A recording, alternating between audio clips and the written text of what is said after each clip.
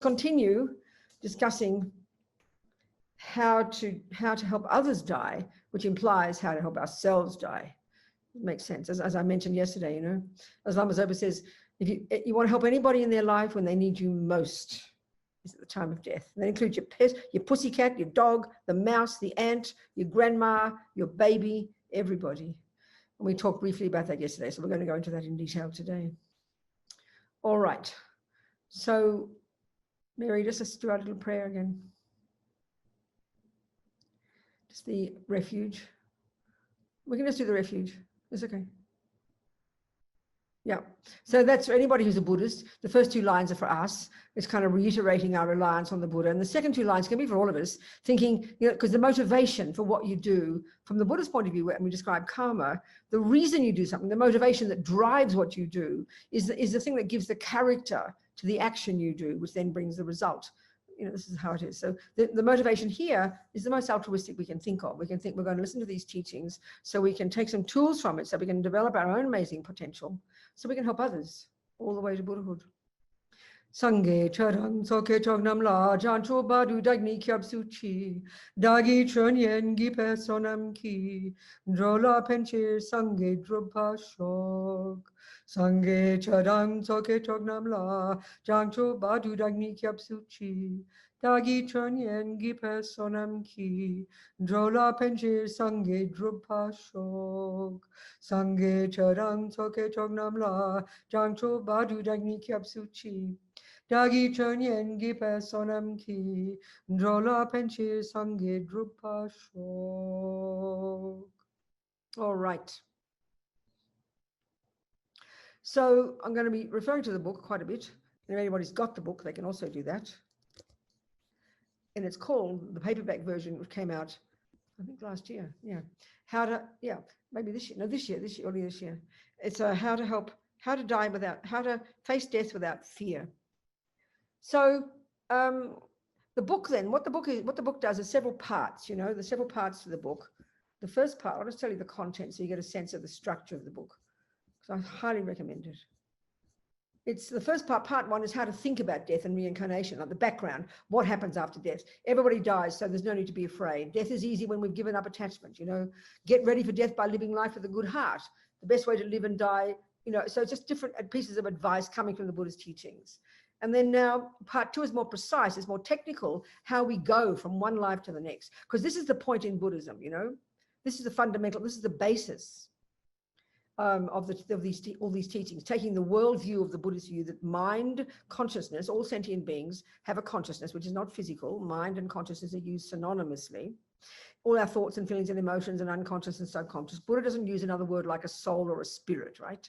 But he talks about consciousness, not, you know, so you see, this is the thing, isn't it? We either have the Christian teachings or the Muslim teachings where you talk about this third component. You've got a body, you've got a brain, you've got a body and a mind, intellect, we tend to think. Then we have this special part called a soul. Buddhism doesn't talk like that. So, but he doesn't say there's nothing, but he doesn't, he's not like a typical, like a materialist view where there's merely the body and that's all. No, his view of the mind is what's different. His view of the mind, which is used synonymously with the word consciousness, all our thoughts, feelings, and emotions, as I said, this is not physical. And that includes all our crazy parts, deluded parts, and our perfect parts, all the best parts of us. It includes the entire spectrum of our inner being, even and certainly to a more subtle level, you know, all the way to the subtlest level of consciousness. And so the death process is this gradual deconstruction of these various components. We're going to go through this. It's a very important piece of, it's an important meditation people do. It's important to understand it, to see it, to observe the signs of when it's starting to happen, so you know how to help your loved one. So it's a very detailed description of this basically this deconstruction of the physical and mental components of a person. And it's coming from the Vajrayana teachings, the more advanced teachings in Buddhism. You won't hear about this in the Zen teachings. You won't hear it about it in the Theravadan teachings. It's from the Vajrayana, which is only really in the Tibetan Buddhism. All of the Buddhism has come from India, but only certain components have gone to different countries. So it's only in Tibet, actually, Tibetan Buddhism, where all the components, the Hinayana teachings, the Mahayana Sutra teachings, and the Vajrayana teachings, you know. So this description of the death process comes from the Vajrayana. And as I said, you know, it's based upon, and this is important to at least consider, we might don't have to believe this, we don't have to take this as our view, but this is the Buddhist view. It's based upon the understanding the presentation of the components of a universe, the components of the world. And basically the Buddhist view is there are minds, trillions upon trillions upon trillions of consciousnesses, and then there's physical matter. So this used to be the view we had back in the Middle Ages, I'm quite sure, in our world, but certainly in the Indian, and I suppose in the Chinese, there's this view, and it's still in the Indian one, certainly the Buddhist one, and this is the Vajrayana, that the physical world is made of the 4 elements: earth, air, fire, water. I mean, we don't talk that way anymore. We talk about hundreds of different elements, don't we, in the scientific world? We probably think that earth, air, fire, water is really naive. But this view is still extant and is still the basis of the understanding in the Vajrayana model. And it's certainly the basis of the Tibetan medical system, with this really sophisticated method of diagnosing and healing problems. And it's related to the mind and the body, the mind and the body. And the body's got gross level, this more subtle level, which is the subtle wind energies coursing through this subtle nervous system in our body, inextricably linked with our different states of mind. And then even what they call very subtle level. So we're going to be describing, okay? But understanding this model also helps us understand how karma is. It's very interesting. So, okay, so this whole view of why and how and why to help sentient beings, and the way Rinpoche's book is structured, is based upon this idea that our consciousness has come from before, previous lives, programmed with all of our past tendencies, because as we began to discuss yesterday, we're going to go in more detail. The Buddhist view of karma, cause and effect, this, and it's dealt with extensively in all the literature, is that every millisecond of whatever anybody, any being, any ant, dog, human, you name it, thinks and feels and does and says, is the imprints of this are programmed in the consciousness. And the basic principle here is that whatever is done on the basis of, say, anger or fear or ego or jealousy or depression or anxiety, and look at the world, sows a certain seed in the mind that will ripen as suffering. Because it's deluded actions based on self-centeredness, based on fear, and this stuff that we're all programmed with. This is what Buddha means by being in samsara, So then those actions ripen as suffering. Then all the other actions, those that are based upon virtue and kindness and goodness and wisdom and clarity and empathy, they sow seeds in the mind that will ripen as our happiness. I mean, this is the most fundamental principle in the whole of Buddhist philosophy, And it sounds on the face of it, of course, for us in our modern materialist world, really simplistic, really naive. But this is the view that's been around for 2,500 years from the Buddha, and it came from the Indians before him, So it's kind of pretty ancient, and it's dealt with extensively in the literature. So just some cross your fingers and hope for the best. It's studied in depth now still in the Tibetan Buddhist monastic university system, where they study minimum 20, 30 years, all this literature from the past, all this literature, So the whole idea of death then is that this is a very brief moment between the previous life and the next life. And in this moment, we are experiencing the fruits of many of our past actions. We come fully programmed with those in the first second of conception, and we live out our lives. And usually if we don't have the view of cause and effect, which is pretty common, most of the people in the world don't have this view. We either think God made us or we think mummy and daddy made us. But in both cases, we think someone else made us and plonked us on this planet. There's no view like that in Buddhism. It's quite a different view, that we created our own causes and produced our own results. So we are now living out what we caused in the past. So the crucial approach is taking this view of karma is not just sit there and just play it out. In the same analogy of a garden, the Buddha uses the analogy of seeds and fruits all the time. So what's in your garden now, based upon understanding botany, based on the law of botany, is whatever you've planted there. So it's your garden. So you don't just sit there and go, oh, look at that, it's botany, look at all those weeds, look at all those flowers, and just sit there and allow it to do its thing. That's nihilism. You learn the law of botany so you can start being in charge of this garden and knowing you don't want any more weeds, baby, so you better pull them out, and you do want flowers, so you start planting them, which means you have to learn botany. So the law of karma is Buddha's botany, basically, his view, his explanation, which as a Buddhist, you take as your working hypothesis. So you don't just look and say, oh, look at that, that's karma ripening. You learn the law so you can begin to be in charge of your life. That's the one thing we don't feel we are typically in our modern world. We look at the outside world and think, oh, there's all these conspiracy theories of either a creator or somebody else did it to me and does it to me. Happiness comes from out there, suffering comes from out there, poor me, No. We're the boss. We're the boss. We have to create the causes for what we want in the future, given that our mind, as far as Buddha is concerned, not only came from the past, but will continue in the future. This is really not what we think. This is quite different from the materialist view. The Christians have some similar view, but it's God who's in charge and you go to heaven or hell, roughly speaking. So Buddha's got a more nuanced view of different opportunities, different possibilities of types of rebirth. But there's no punisher, there's no reward, there's no boss except us. It's kind of an interesting view, I love being the boss. So I think it's great. So then death in this framework is a very powerful event. It's a very important event. And because it's not, so if every millisecond of what we think and do and say leaves seeds in our mind, I use the analogy, we've got these big bank vaults of countless karmic seeds. Some are negative, some are positive. And honeys, we don't want the negative ones to ripen. Thank you very much, because we're sick of suffering.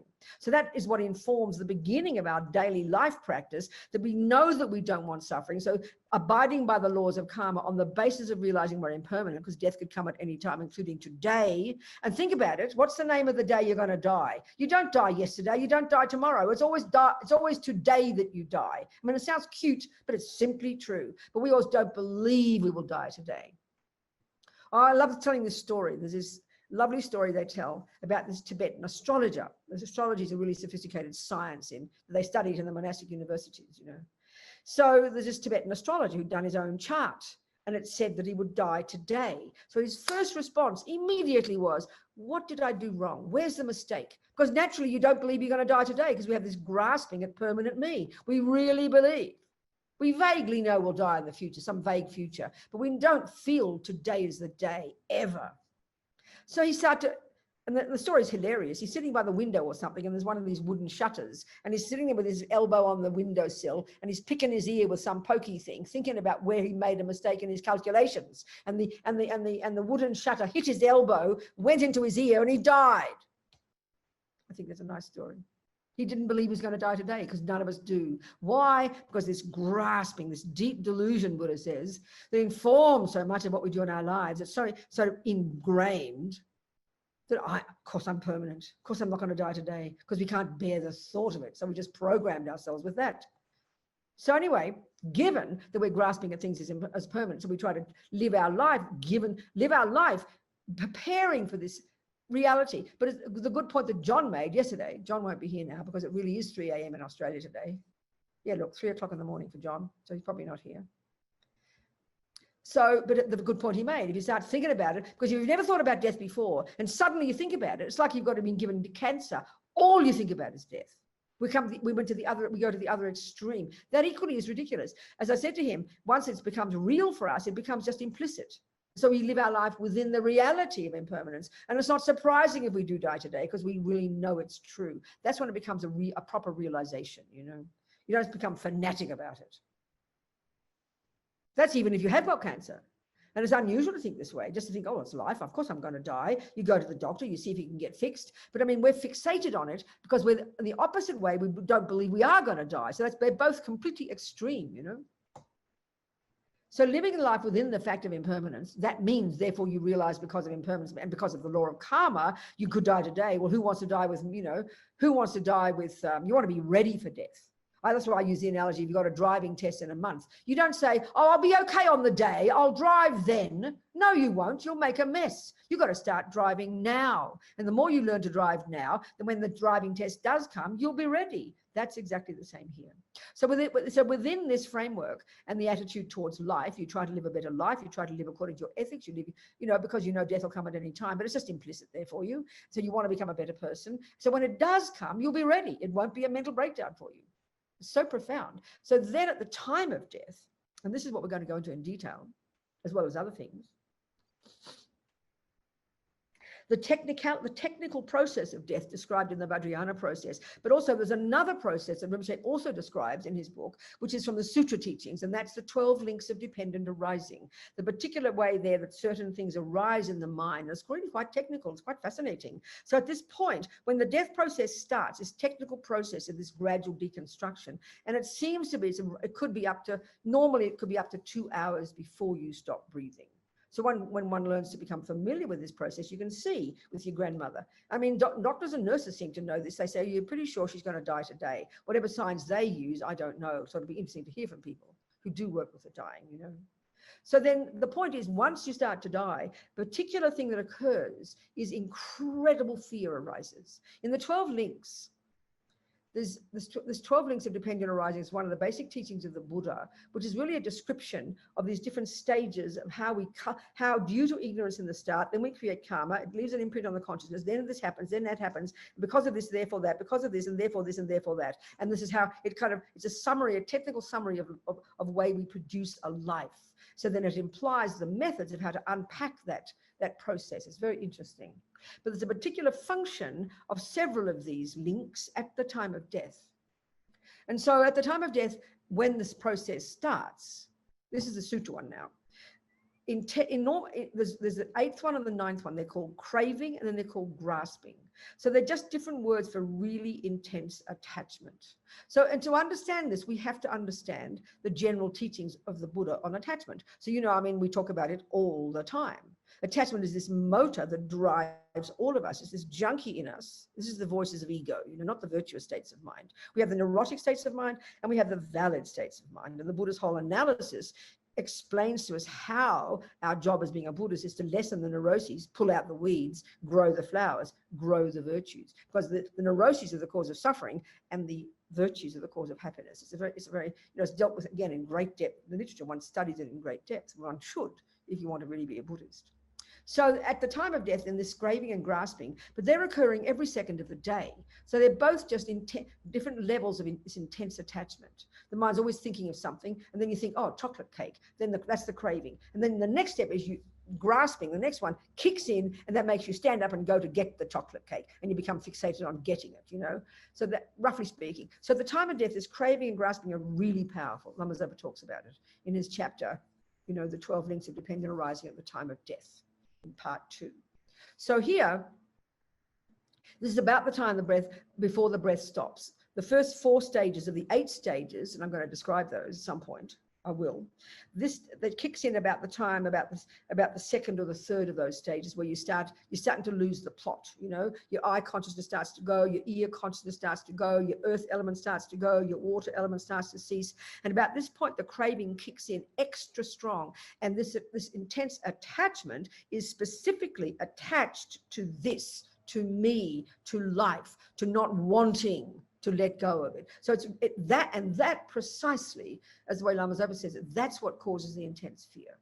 Now, looking at daily life, when we understand attachment, let's say you got something. First, attachment makes you get the thing. You're in love with Fred, and then eventually you get Fred, speaking roughly. And then much of the suffering is the fear of losing Fred. We know that. I remember one woman on a course like this a couple of months ago on Zoom. She said she thinks all the time about how her husband could die. Some people think he's going to leave you for a younger version, but that's the fear of attachment. When you've got something, attachment makes you crave to get it. You manipulate to get it. And then when you get it, and then you live in fear of losing it. So you can't win, and the more you're attached to something, the more fearful you are of not having it. That's where the fear kicks in. That's why we spend our lives in misery. If we're terrified of losing the boyfriend, losing the job, losing the money, losing the house, losing the health. We just think it's normal, and it is normal, but that's because of attachment.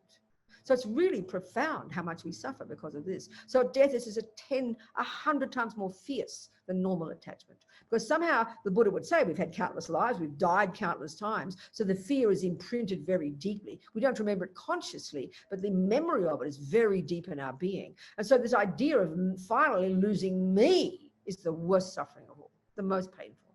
And so, of course, if you've never thought about throughout your life, you haven't thought about impermanence, you've never thought about death, you've never worked on your mind, you've not been conscious, now time is finally coming. And the fear of most people is unbearable, apparently. I remember a friend of mine years ago, 30, 40 years ago, she worked in the hospice movement in California, Lenny. And she said it was a given among all her colleagues that everybody just had this natural fear. They're clinging to the sheets. Even if they're in a coma, they're anxiously turning left and right. There's just so much fear prevailing in the mind, so primordial, and nobody knows why. No one articulates it. People don't even want to talk about it. So then she said, but it was interesting to her to observe The only ones who didn't have so much fear were the ones who had a spiritual practice. And what I mean by that is not because there's anything magic about a spiritual practice, because with a spiritual practice, you at least think about death. You've got a view about death. If you're a Christian, you've got a very vivid view about death. You're going to go to heaven with God, and you focus on that. So then, because you've got some explanation, you don't have so much fear. And certainly, same with Buddhists, if you have a view of reincarnation and you've worked all your life, you don't have so much fear. And then, so this is the point, when that fear kicks in, it's very technical, when that fear kicks in at about the second or third stage, that is the trigger that triggers the karmic seed among the millions of karmic seeds in your bank vault that will be the one that will determine your next life. Because no one does it to you. No one makes you. Your mother and father don't make you. You know, eventually when you come running to their womb, you know, they're having sex, minding their own business, and you come barging in, you know. They don't make you. They just provide you with a body. There's no concept of a creator in Buddhism, and it's not just random, and it's not just the body. It's not just only the body. That's the Buddhist view.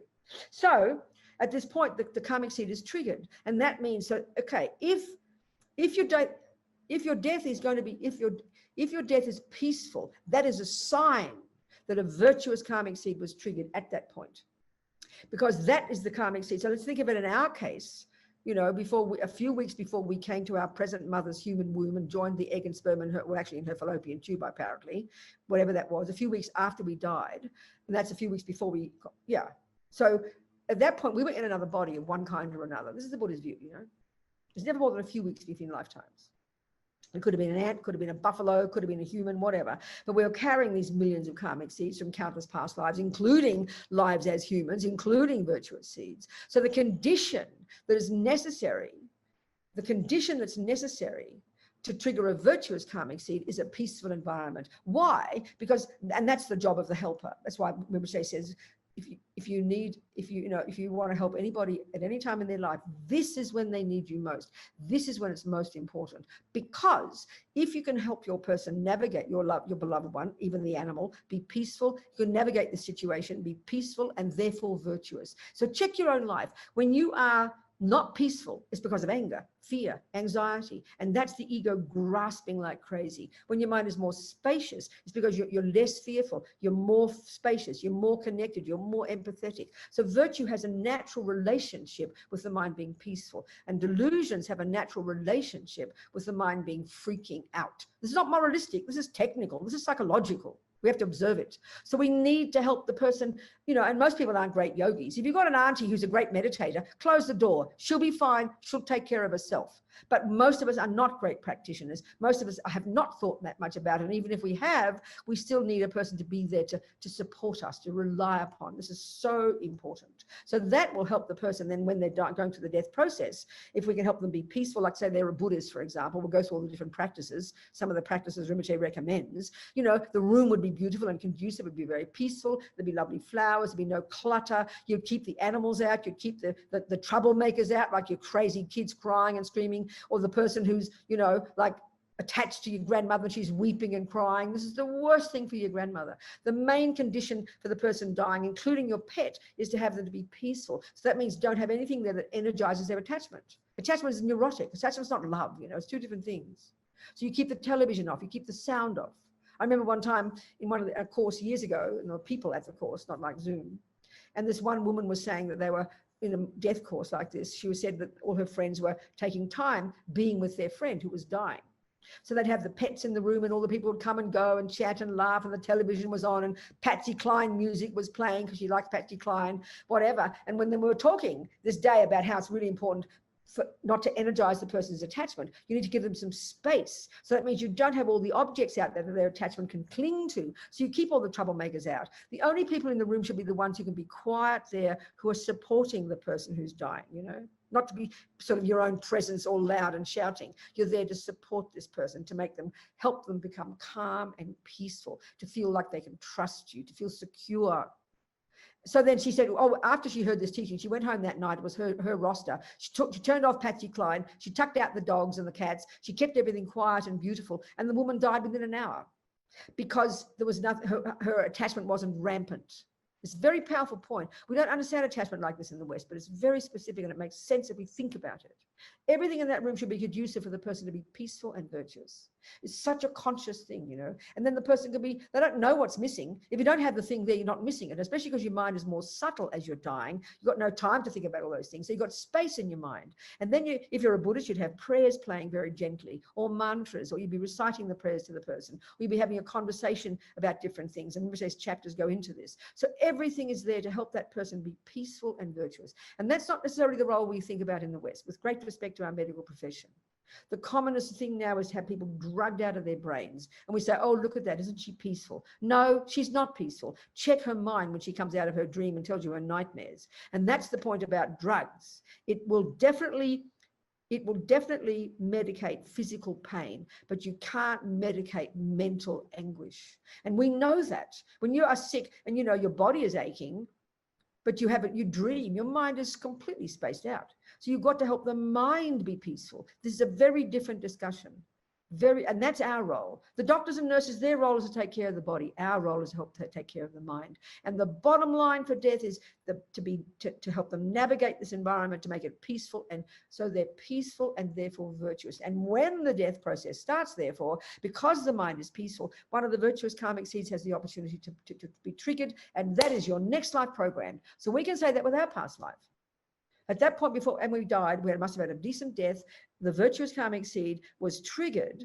That is the one that determined a few weeks later, when our mummy and daddy hopped into bed, we booked our womb, basically. We booked our womb in advance. I'm not joking.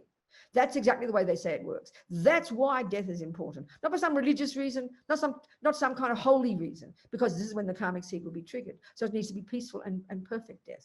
This is the ideal scenario, So later in one of the next sections, part 4, so part 3 is all the background, the death process and this kind of stuff I'm talking about. Then part 3 is practices to do in the months and weeks before death. And there's lots and lots of practices. As I said, Rinpoche's got a whole list at the back, about 87 of them are practices. 2/3 of the book is the actual practices. So what to do? So the practices are, first of all, you help, helping others at the time of death is a big responsibility, like I said, Then create a conducive environment for a peaceful death. Then the chapter 13, the practices, what to see and touch, what to think about. The next one, what to hear, what to meditate on, what to do to purify negative karma, what to do in the hours before death. That's all the weeks and months and days before. Most of the practices are mentioned there, and they're all in the back. That's the few months before. Not everybody will die like that, clearly. Then the next one is the practices to do in the hours and days after the breath has stopped. So what to do as soon as the breath stops. And then the next series in this chapters are the different scenarios. So the practices to do if your loved one is home when they die. The practices if your loved one is in hospital when they die. The practices if your loved one has offered their organs. What to do if your loved one dies suddenly. What to do if your loved one has high realizations and is meditating at the time of your death. So there's different scenarios. The practices are all the same, but the different scenarios. Not everybody has the luxury of weeks and months before death. People die suddenly. People die in accidents. People die within a day. So you've got to know how to navigate each of these scenarios, so you can be most benefit to that person. So that a virtuous karmic seed will ripen, so that they'll get another decent human rebirth, so they can carry on with their spiritual path. Because the Buddhist logic is you don't want to get born as an animal, you don't want to get born in other lower realms, you don't want to lose the plot. You've got to be very clear and kind of strategic about it. This is the point. This is it. This is the reason behind all the advice in this book. That's the Buddhist approach. So there's lots of things in here that also would be really useful to people who don't have a Buddhist view, who have a Christian view. For example, one of the things to talk about in the particular chapter, to talk to your loved one about, well, if your mummy's Catholic, you have Catholic images. You have mother, you have sister, you have Saint Therese over here, you have Joseph over there, you have God here. You have the different pictures that she wants that make her mind happy, that when she looks at them, her heart is uplifted. You talk to her about heaven, you talk to her about God, how God loves her, and so then that'll help her calm her mind down. And this is the other interesting point that Rinpoche makes. Grasping at what you've got now is so much of the suffering, which is attachment, but there's a skillful way we can use attachment. So if your mummy is Catholic and she wants to go to heaven, so you help her mind calm down and let go of grasping at this, and you help her look forward to go to heaven. That's a big function of attachment. Look at our lives. We're either thinking about the past and all the regrets and the misery. We're clinging to what we've got now and afraid of losing it. But we're always never stopping, anticipating the future. Even just today, I'm going to have lunch at 1 o'clock. Then I'll have afternoon tea at 3. Then I'll go out at 6. Then I'll go to bed. And then we never stop making plans, and we cling to those plans as real. That's another function of attachment. And as Rinpoche says, that's a powerful one you can use. So you'd be a Catholic mummy to help her. You know, it's a bit like if you have a kid, they've got a candy in this hand and they won't let go of it. So what do is you give them something in this hand that they then grasp at, and they forget about this one and they'll drop it. That's the same attitude in us. You look forward, and that's a very powerful one for Buddhists. Just using your attachment, it's being skillful. You look forward to a decent human rebirth. That'll allow you to relax and let go of this one. And in our daily life, it's like that. If we cling to things that we've got and are terrified of losing them, we can't even see what's going to come next. But as soon as we let go of that thing, the door opens and we see new possibilities. So it's very wise. It's very skillful. So there's so many ways, and all this is laid out in the book, you know, because we want to try and alleviate their fear, to help them with their attachment, to let go of the attachment, to relax, to settle in, to accept this reality. And when the mind's more calm, that's when the karmic seed will be triggered that'll determine the next life. And so then, because the mind is virtuous and because the next life is kind of programmed, then for that person, death is a really peaceful, even blissful experience, because the mind is virtuous. And because the mind is starting to become more subtle, it goes from the grosser level closer to the subtle mind. And when the mind is more subtle, and this is a technical term in Buddhism, when your sensory and your conceptuality is starting to cease, your mind goes towards you more subtle, and then your mind naturally is more light, more spacious. And that's why it is so important to have everything super quiet, because the tiniest noise can be beyond distressing for dying people. And it's the same for people when they learn to meditate. As you do serious meditation retreats, you know, the tiniest noise can really distress the mind, because you get into the more subtle level. So you've got to have this really conducive environment, you know. So a friend of mine in California at Vajrapani Institute in the 70s, no, 80s maybe it was, I forget. Her husband was there too, he was Australian, and he died. He fell off a roof. He was fixing the roof and he fell off the roof, and he was in her lap, dying. And she said she looked at his face and he was radiant. He had a really blissful death, you know. His mind must have been peaceful. He'd spent his life serving the Dharma. He was, you know, had a good practice. His mind was, he looked radiant. And many people say that about their dying aunties and uncles who've had a good life, and they're smiling, their eyes blissful. And there's a wonderful story about Steve Jobs. I love this story. I'll tell you this story. I love Steve Jobs. I think he's an amazing being, one of my heroes. Anyway, I read briefly somewhere he had a daughter from a past previous marriage, and he had 2 other daughters or something. But he also had a sister from that they were given away when they were children.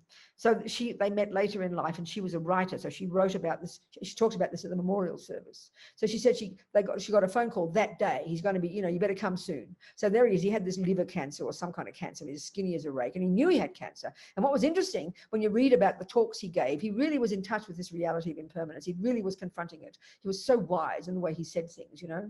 He's really facing the fact. And also people said he's a Buddhist. I'm not sure, but I do know that in one of the memoir of his daughter from his previous life, she went there one day, and there was this Brazilian monk. He lives in California. I can't think of his name. He's my friend. And he was recognized as a tulku, as a reincarnated Lama by Lati Rinpoche, his guru. So he runs a center around the Bay Area. Can't think of his name. Segyu Rinpoche or something, I don't know. Anyway, he does healing, and he was there. He was there the day she went. So that made me very happy to think she had this Tibetan monk. You know, he's a Tibetan Buddhist monk. He was Brazilian, helping him. Anyway, at the day she went there he was lying on the bed, really skinny, and the 2 daughters were there, and the wife was there. And roughly what I remember from the story is this. Excuse me, sniffing. He's sitting there, he's sitting up, and she can see his face. She's kind of like me, looking over there at Steve. And in front of Steve is his 2 daughters. And so she can just see the back of their heads, but she can see his face, and she's watching.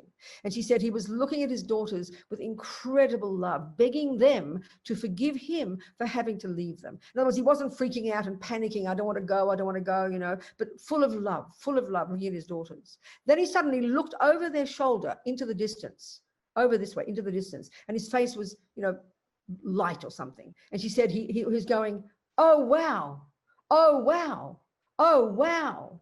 And then he died.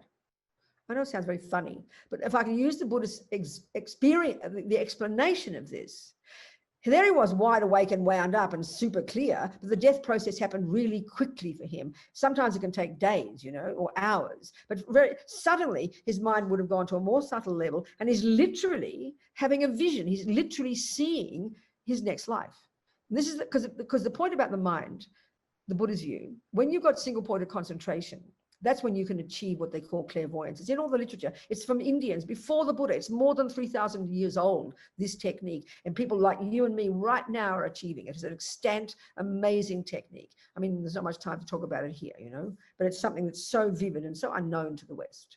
And so, but also equally, as you're dying, or even when you go to sleep, the same, your grosser consciousness is ceasing, your sensory and your conceptual. So you're moving towards your subtle consciousness. And that has the capacity to see phenomena that the grosser level can't. It's just its nature. That's what's called clairvoyance. Not some hippie trippy thing, but it's a very clear seeing of more subtle phenomena, including the future. So when your mind goes more subtle, that was what happened to his mind. It must have, because, oh, wow, he was seeing this radiant, whatever he was seeing. And even they say in the text, like I told you yesterday, it's like going towards the light.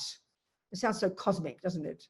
Because the mind is virtuous and the rebirth will be blissful. So then he just died right there like that. So I think it's a wonderful, I love that story. So anyway, I'm saying a lot of things here, trying to fit it all in to our short time together. So let's just then, there's two main things I want to talk about, the different practices that we can do and the approach to them all, but also the actual death process, which of course we will do. There's no question about that. We're going to do that.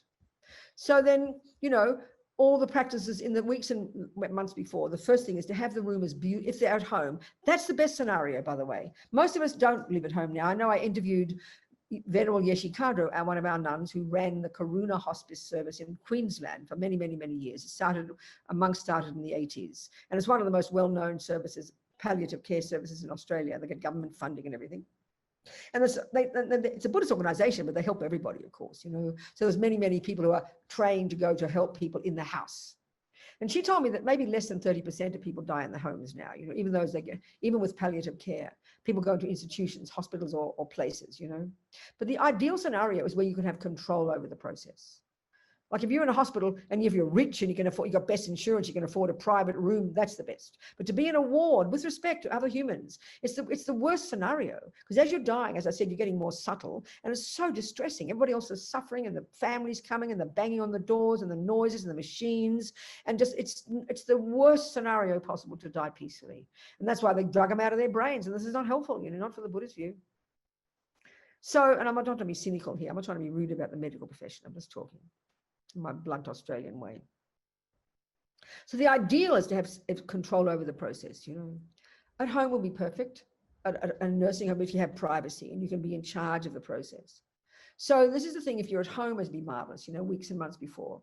But if you go to a place, or hospital or whatever, it's really important you talk to the authorities there to let them know that when your beloved does stop breathing, you let them know you want to be there, don't touch them, make sure you don't touch them, make sure you call me if you're not there. You let them know in advance also that you'd like as long as possible in that bed.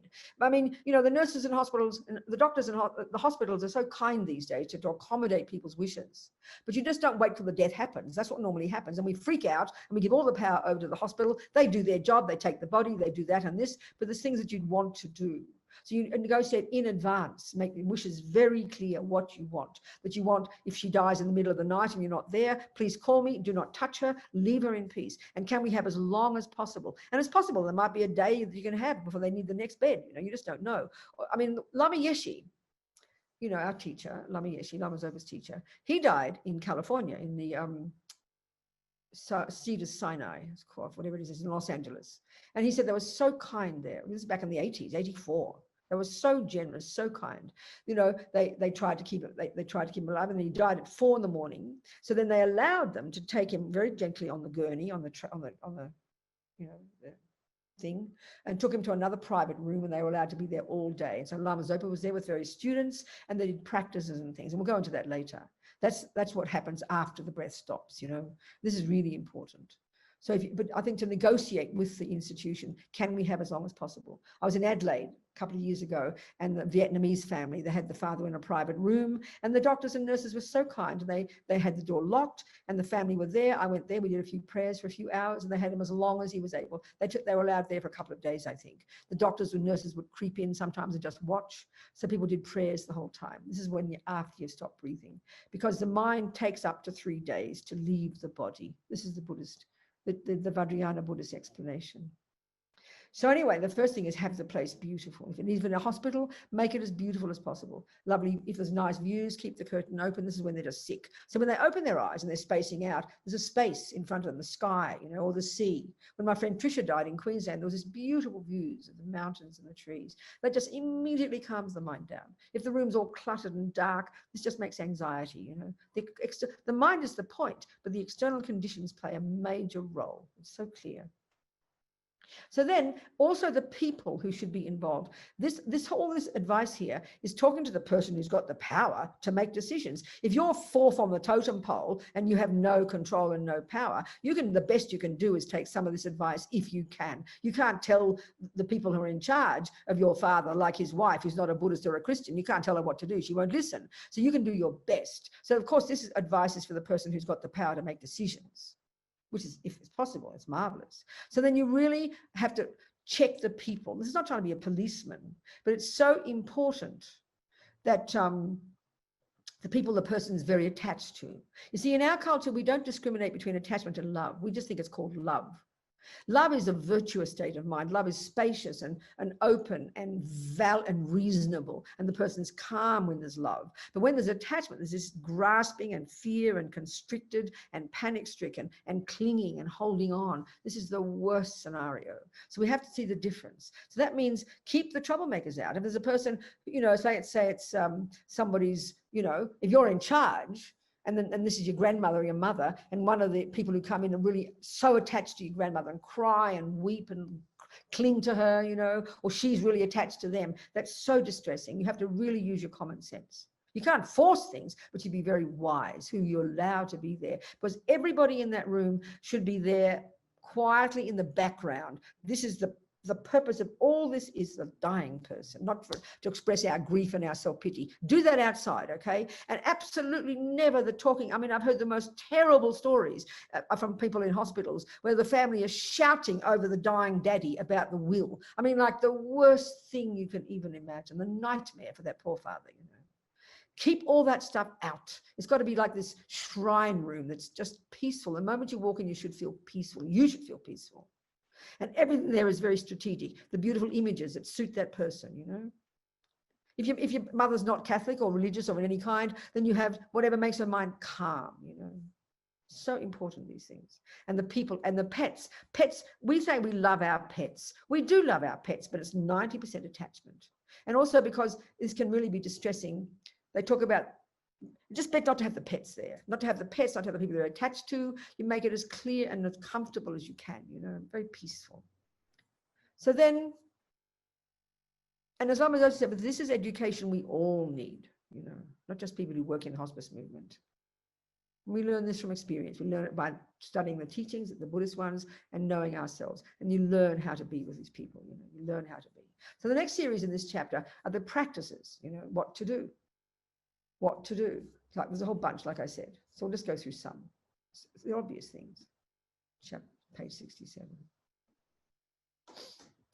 The first one is different things to do. And all these are listed in the back, as I said, the 87 practices. So the create a conducive environment, make the place beautiful, display holy objects, depending on the person. No tobacco. This is interesting. Tibetan medical system and the spiritual teachings, they would say that tobacco is really not just destructive for the physical body, but for the subtler body and the subtle mind. So keep, smokers shouldn't be coming in there, and you shouldn't have any tobacco around, not for sure. No pets or animal skins. A calm and peaceful environment. So now the next one, what to see and touch. Because the Buddha's view is this: everything we see, hear, taste, touch, smell, think about, none of it goes astray. The mind is always working. And so the mind is always triggered by these different external phenomena, aren't they? And certain things occur in the mind. So things are imprinted in the mind. Seeds are planted in the mind. Now, everything's important. So then, because if they open their eyes and they're spacing out and they're sick and they're getting old and dying, then whatever they see will leave an impression in their mind, you know. So if this is a Buddhist, then if they open their eyes and they're spacing out and there's a picture of their guru, there's a picture of the Buddha, leaves a strong imprint in their mind, which is helpful. But the same for the mouse and the dog, your little doggy and your pussycat. This is how you can help your little animals die, you know. I mean, one of the courses that Mary's working on, our spiritual program manager, she's working on new programs for the center, which is fantastic, you know. And Rinpoche, Lama Zopa gives so many teachings about how to help animals, and we love our animals. And so it's going to be such a lovely course. We want to know how to help the animals, how to help them bless their food, how to help them die, how to help them during the day. I mean, because everything leaves an imprint in the mind. Most people have their pussies and their doggies, and when we used to go to work one day, we'd leave our animals sitting in their ignorance for 8-10 hours. Well, what you do is you turn on the mantras. You have them quietly playing in the background 24 hours a day during the day, so it leaves imprint in their mind. They get a connection with the Buddha. So when they die, they can get a decent human life. Same when they die. So many excellent things, how to help your animals. It's going to be happening some point, 2021, regular courses. Isn't it, Mary? Yes, absolutely. Using Lama Zopa's teachings, it's so delicious. So anyway, what to see and touch. You know, Lama Zopa is a fan of all of these things. Maybe some people, a bit Westerners, don't think they're much of these, but this is his book, so he's allowed to say all these things. But what you see and what you touch. So, you know, you have the holy images, the statues, the stupas. If your mummy's a Catholic, you put Jesus there. Whatever moves her heart, Our Lady, whatever moves her heart. You know, you've got to know the person's mind. Then, you know, certain mantras Lama Zopa talks about that are powerful, even just by seeing them. So these are in the book.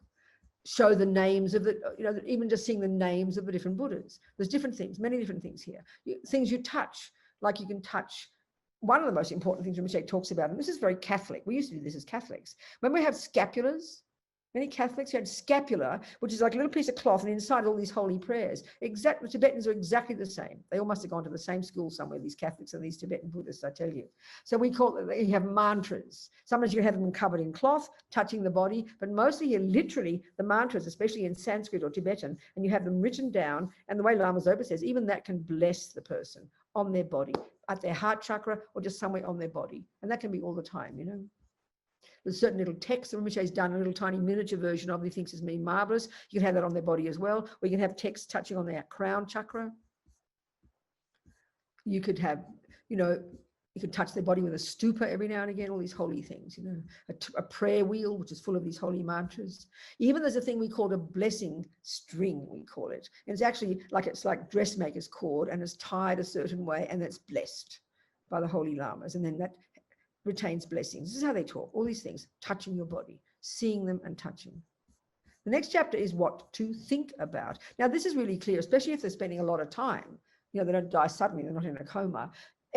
Normally in life, our minds are always stressed. Even if we're having a happy life, our minds are stressed. If we start to see our mind worried, anxious, thinking about the problems, anxious, depressed, upset easily. So our minds are always out of control. And most of us haven't got a single point of concentration, that's for sure.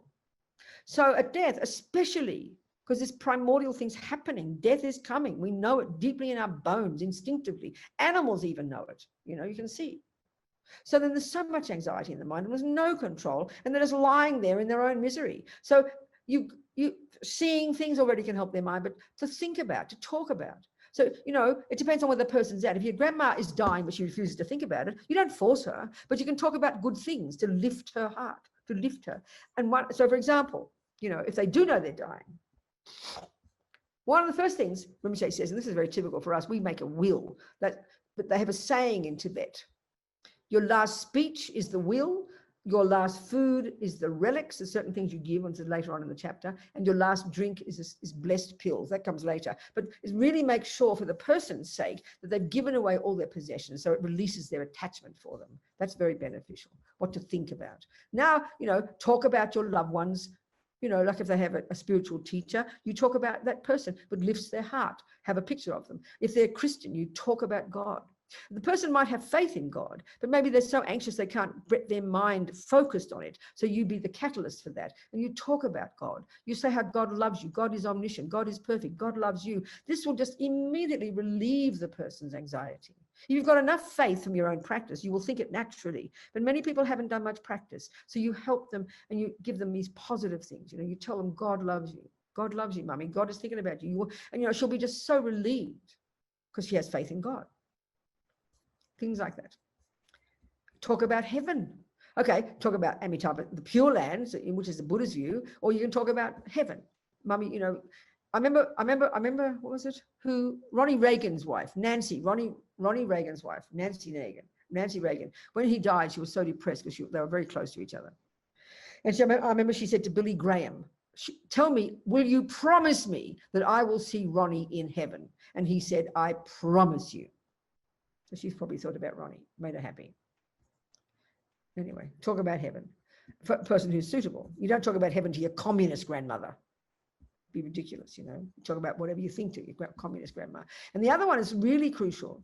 Talk about your loved one's good qualities. I mean, every one of us, we know we've got good qualities, but we're always anxious and worried and thinking about the bad qualities.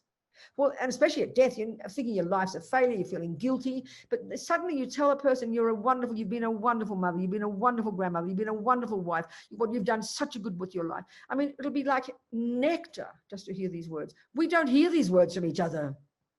We never think it ourselves. I mean, even if you think she's a naughty mother, I don't care what you think. This is for your mother's sake. You help your mother be happy. Deal with your own problems outside.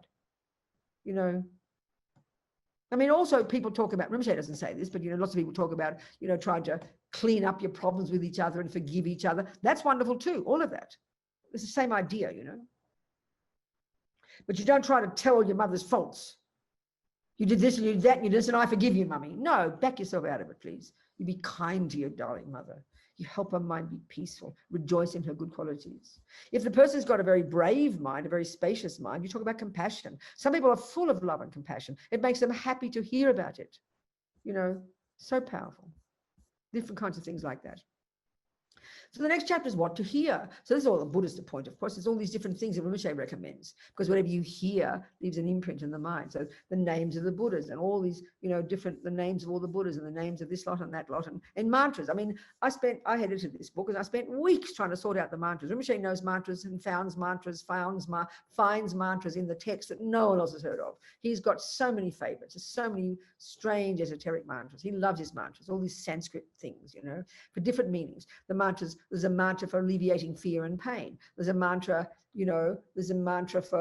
particular mantra for helping you not go to the lower realms. There's a mantra of compassion, mantra of wisdom. There's hundreds of them. And they're all in the book. And you can choose. And as Lama Zopa says, of all these 87 practices, if you just do one, choose the medicine Buddha. There's the one particular practice that people love. It's a particular aspect of the Buddha, healing Buddha, basically. He's blue, looking like a monk, just like Shakyamuni Buddha, and he's holding medicine. And there's a mantra, and people love this practice. They love this practice. We're doing it this evening, I've just discovered. Aren't we, Mary? We're doing it today at 5 o'clock. We do it on certain days in the Yes, we are at 5 o'clock. Thank you, Mary. We do it in certain days on the Tibetan calendar. It's very short. We just read the different names of the medicine Buddhas, and we recite mantras and prayers. I mean, for people who like this practice, it's so encouraging. So if you just did one of those 87, this is the perfect one to do. Hear the sound of the mantras, hear the sound of their names. There's a whole series of them, about 7 medicine Buddhas. Or you recite, there's many, many, many, many mantras, so many, compassion, so many, hundreds in there. Then the next one is what to meditate on. There's lots of meditations Rinpoche is suggesting here. There's so many, you can decide. Again, everything is suitable to your person, what suits their mind. You have to know their mind well.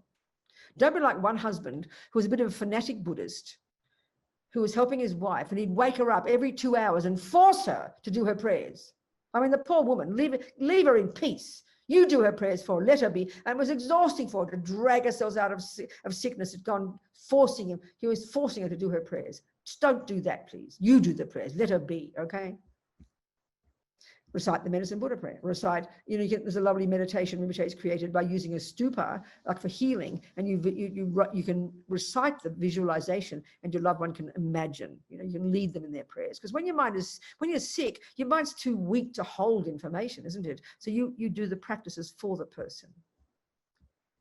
You meditate. There's a particular practice on compassion. We call it giving and taking, which is a very powerful practice.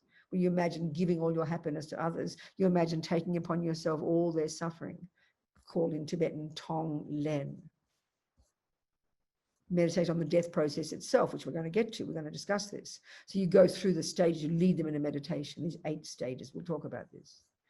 There's meditations you can do when you go to sleep, different meditations. Different kinds, lots of different things you can do. You can meditate on compassion, different ones. Meditate on emptiness. Many, many here, just suggestions, so many meditations. But particularly if a person is a committed Buddhist and they've got commitments to do practices every day, you would get from them the permission and then you would read the practices to them. This is so helpful. Next chapter is the practices, what to do to purify negative karma. As we all know, if we're Buddhists, there are certain practices that are very powerful for purification. And there's a whole chapter especially on that. There's different kinds of those practices. 35 Buddha recitation, all sorts of practices for those who know them. Or you do what your loved one wants if she's a Catholic or a Hindu or whatever. Finally, this is over the weeks and months, and according to your capacity, according to what they can handle, you do some of this every day. So finally, what to do in the hours before death. This is when the death process starts. So most of all, it says, be quiet. Now that death is close, it's extremely important, essential that your loved one is not disturbed for the reasons we talked. This is the main point. Only the sounds of prayers and mantras should be heard. And again, depending on the person. I mean, the thing is with mantras, there's such a lovely sound. Don't feel bad if it's like a person who's not religious, but you're playing mantras, because it's such a sweet, calming sound. It has an immediate benefit for them. Don't feel like you're being cheating by giving them a Buddhist mantra. It's just a wonderful sound to calm the mind down, I remember one time in one old people's home, there's some old crazy old grandmother, friend of mine. We were with her and she was out of her brain, she was really demented, so suffering and so paranoid. And I was just thinking, how am I going to help her? So I just sat there quietly singing Om Mani Padme Hum. She doesn't know what it means, but it was instant. She became calm. Instant. She became calm. To anchor the mind to something peaceful like that is so beneficial. So beneficial. So you all should be aware of the death process when this deconstruction process, which we'll describe, starts to happen.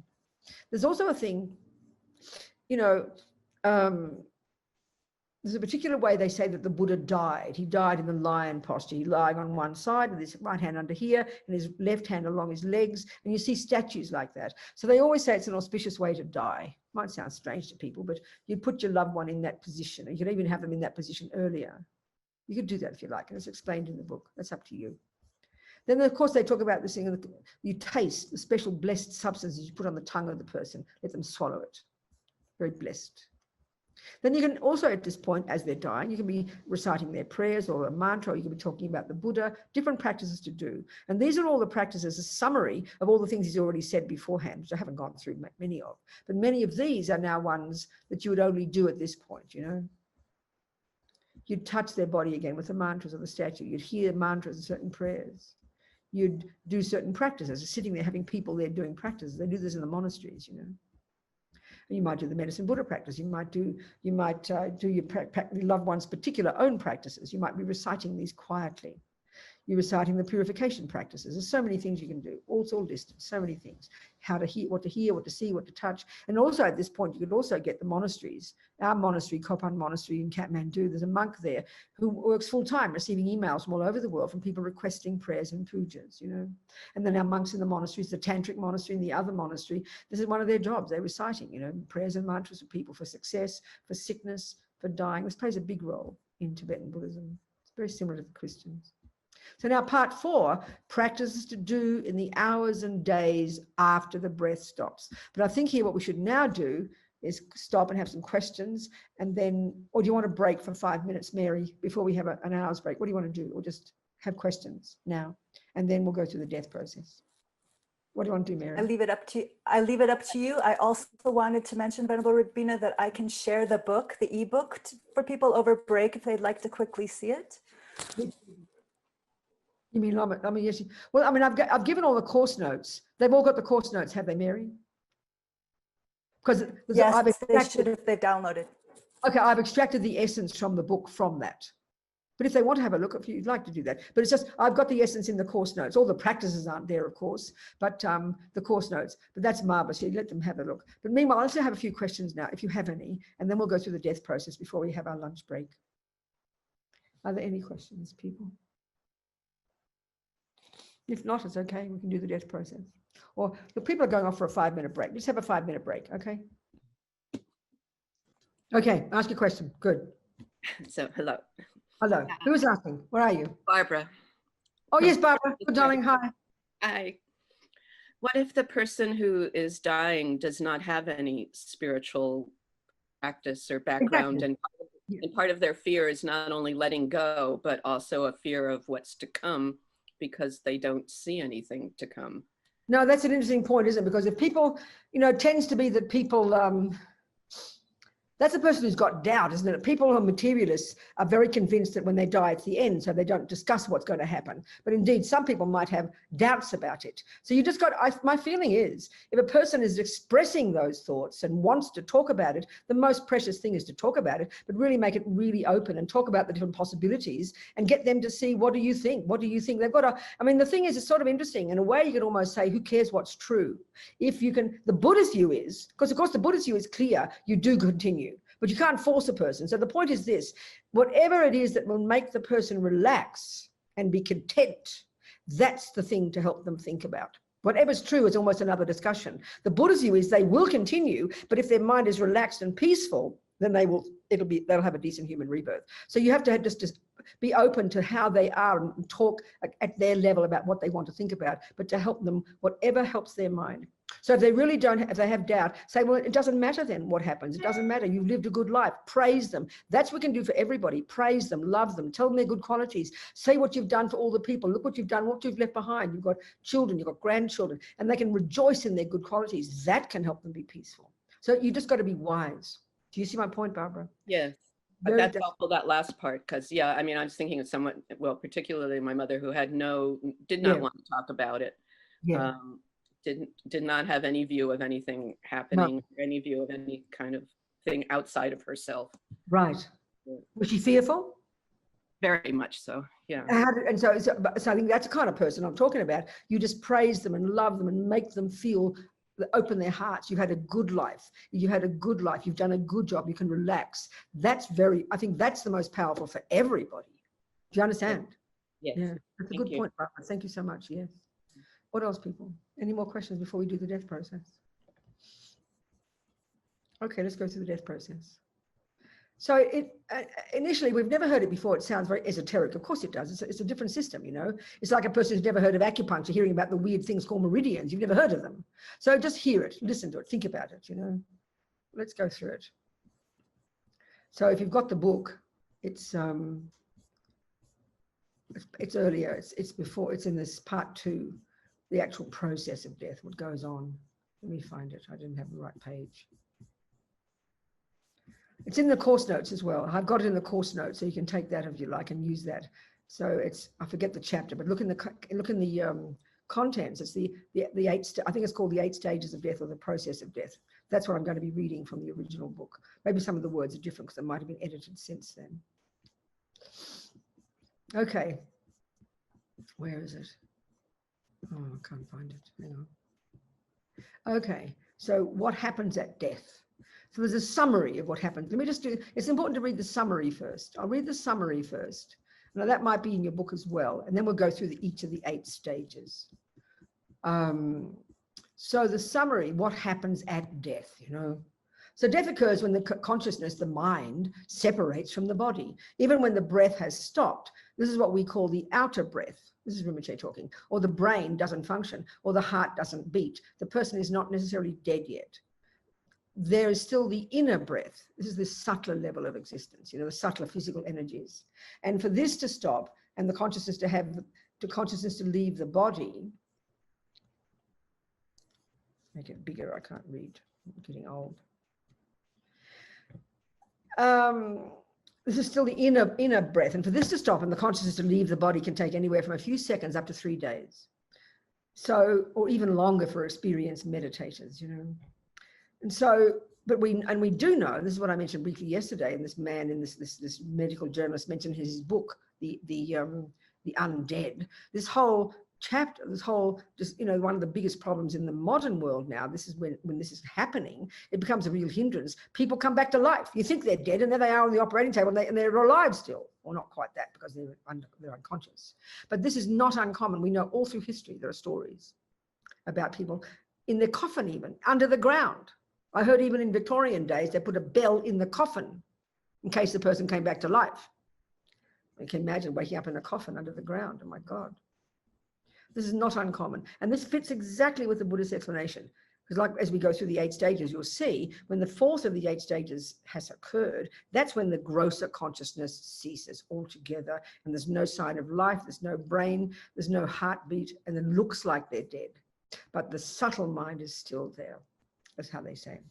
So the components of the body, this is from this model. So you know, we've got well, I won't go into too much detail. There's no reason. Doesn't matter. We'll leave that. The 4 elements, earth, air, fire, water, and this plays a major role in the understanding. And this plays a major role in the Tibetan medical system's understanding of health, you know.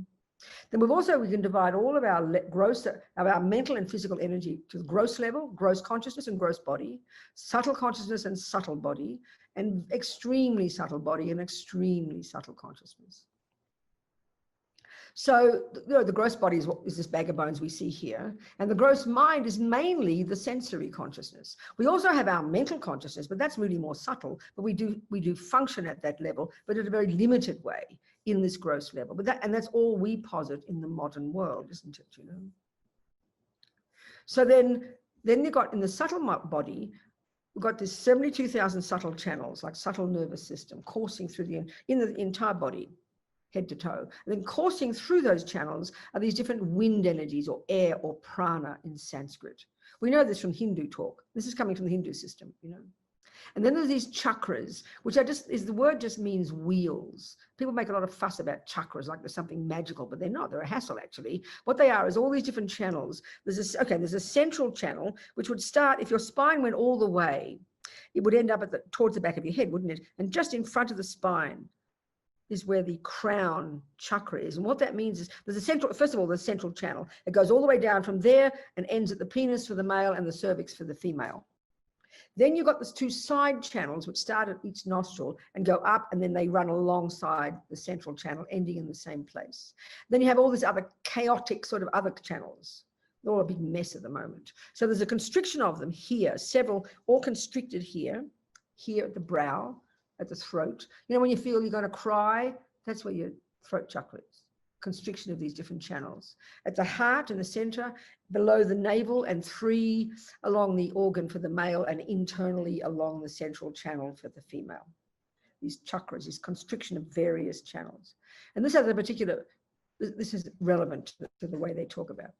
So when you're wide awake and wound up, like in daily life, all the winds are coursing through all those channels all throughout the body, which is why you have experiences, including the sensory, and all your different states of mind, your mental states, your anger, your attachment, your love, you know, is connected inextricably to these different wind energies coursing through these channels. So when you, clearly this is not the same as brain science, it's obviously a different model altogether. But you go to your Tibetan doctor, and it's similar to the Chinese. They feel your pulses, and she can feel the different winds, the imbalance of these winds. All these winds are related to your health. So when there's an imbalance of certain wind energies, she knows immediately that's related to your attachment. That's why you're having all this anxiety and panic attacks and worries and fears. Another one, a person, she can feel the imbalance of your wind energies, and that's related to your anger, why you're having all these explosions like a storm inside you. All the winds are related to the different states of mind. So for the Buddha, the mind is the point. When the mind is angry every day, that pollutes your winds, which in turn creates future suffering like sickness, which even in turn creates environmental karma of the imbalance of the external elements. It's all very technical and very dealt with in great depth in the literature. It's really fascinating. So we've got the gross body, and along with this gross consciousness, and then the first 4 stages is this gradual deconstruction, first of your eye consciousness, your ear consciousness, nose consciousness, blah, blah, and the different states of mind related to that. So by the time you get to the 4th one, you look like you're dead. Now, this is exactly the same process that happens at sleep. It's identical. The difference is when you go to sleep, you don't stop breathing. Death is a more dramatic deconstruction, but sleep is similar. And then we know we wake up in the middle of the night in the dream state, don't we? That's your subtle consciousness. So after death, you leave your body, and then you wake up in this subtle state, which is like a dream mind. They call it the intermediate state. And then if you're in sleep, you wake up in the same body, but if you're dead, you wake up in another body. Big surprise. No wonder we don't remember. Suddenly you discover you got claws, not happy. Okay. So gross, subtle, and so in the deconstruction process, it gradually the gross components cease, then the subtle, and then it gets all the way to the subtlest level of our conscious energy. They call it extremely subtle mind. It's a technical term. Inextricably linked with the subtlest level of those 4 elements, which is the wind energy. And these are inextricably linked. And this is what goes from life to life. They call this, this is like indestructible. This is what goes from life to life, carrying all the karmic imprints of everything we've ever said, done, and thought. The kind of, this is like a repository of all the karmic imprints. And then when that leaves the body, and that could be up to 3 days after you stop breathing, that's what death is. But the programming of what life you get, that happens before you stop breathing, which is why it's so important to help somebody then.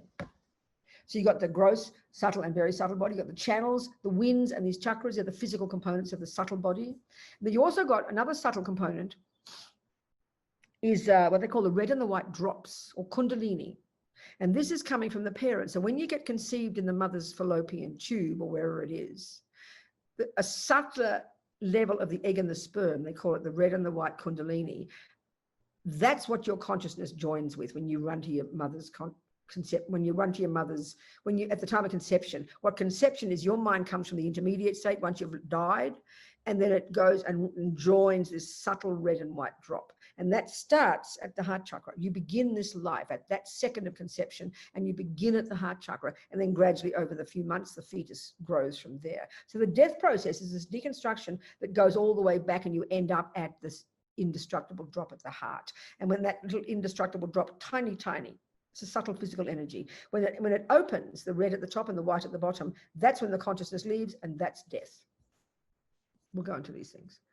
And then, so while we're alive, the knots, all these different constrictions of the chakras, prevent the winds from entering into and coming into the central channel. And the reason is we want them to come to the central channel, because the great yogis do this in their meditation, because we want our mind to go to the subtle level. Why all this is important is because we want our mind to go to the subtle level, because the subtle level of mind is the most potent, the most capable, and can get the realizations, and can even get enlightened at the time of death. So we want all the winds to go into the central channel, and then all of them to come to the heart chakra. The greatest meditators can do that in their meditation. As I mentioned last night, there's a chapter in the book, the yogis, death is what the yogis have been waiting for. So this is a technical thing.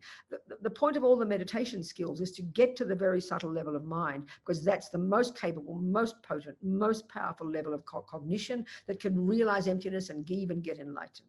The grosser mind is not capable. So at the moment in our daily life, because we have no concentration, the only time our energies absorb into the central channel is when we go to sleep, but we're unconscious, we're useless. But the meditators can do it in their meditation.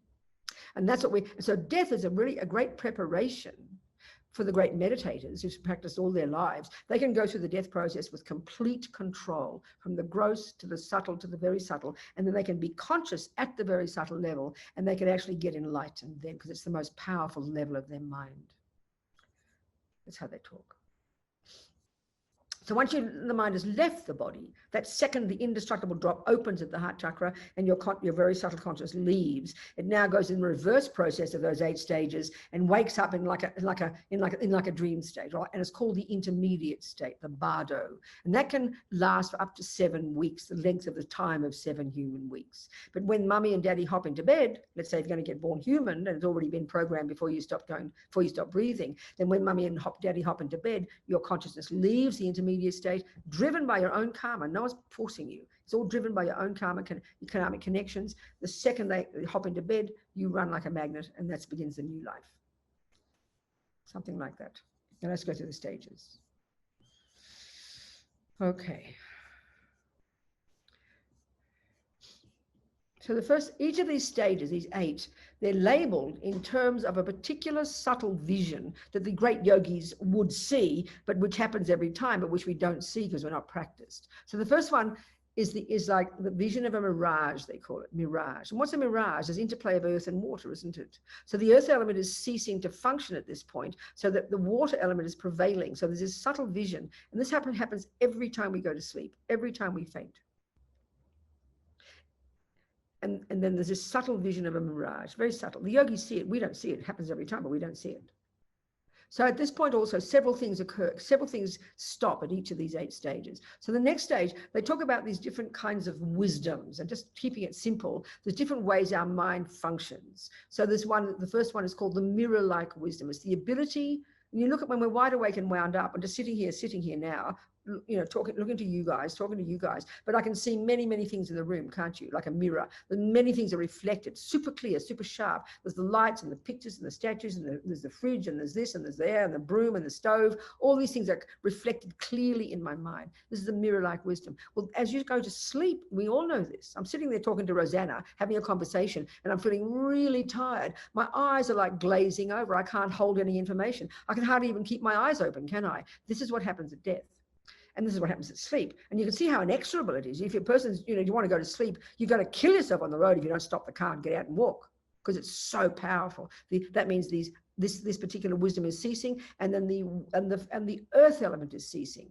The earth element, when you're dying, the feeling of, you know, when you're very tired, when you're very tired, your body's like exhausted. You feel like a lump of lead. You can hardly lift your body. So the experience when you're dying is the earth element is going, it's sinking, you know.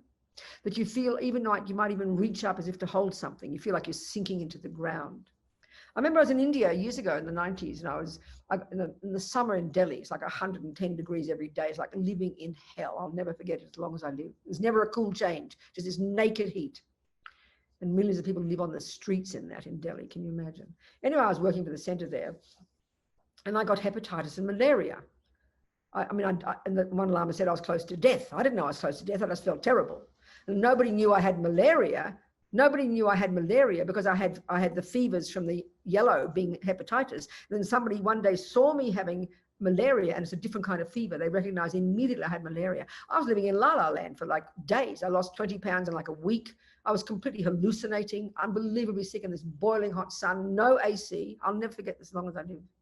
Anyway, the point is, I had that experience. My sister came from Queensland, especially to meet me. She came 24-hour round trip to Singapore, and luckily the airlines, Air India, let me fly bright yellow. No one seemed to care in those days. And I was hallucinating. I knew I had to get out of the country. I was going to die, you know. So I flew to Singapore, and I had AC, and I'll never forget as long as I live the bliss of this AC. It was like being in heaven. I'll never forget. But I had that experience of my body sinking into the bed. It was like shocking. I felt I was falling, you know. I was the beginning of the death process, but clearly I'm not dead yet. I don't know for whose benefit, but I'm still alive. What can I say? So anyway, the body feels like it's sinking, the earth element. Now your eyes, like I've just said, the eyes begin to not function properly. We have that experience. And then there's this subtle inner sign, this subtle one of the mirage is beginning to occur at that point. One of our great lamas and meditators, Geshe Lama Kontrok, who lived in the mountains for years, total amazing meditator, holy being. When he was dying in Kopan, all his students were with him. And because he was a great meditator, he knows all this process. He's done it. He said, the mirage is beginning. Leave me in peace now. Go away. So he stayed in meditation for 1 week. That's very common. The great yogis can stay there when they're dead, technically, and not rot, because their subtle mind is there and they're meditating. So then the next stage, and these are kind of, they merge into each other. The vision of smoke. So what this is the interplay of the water element and the next one, which is fire, isn't it?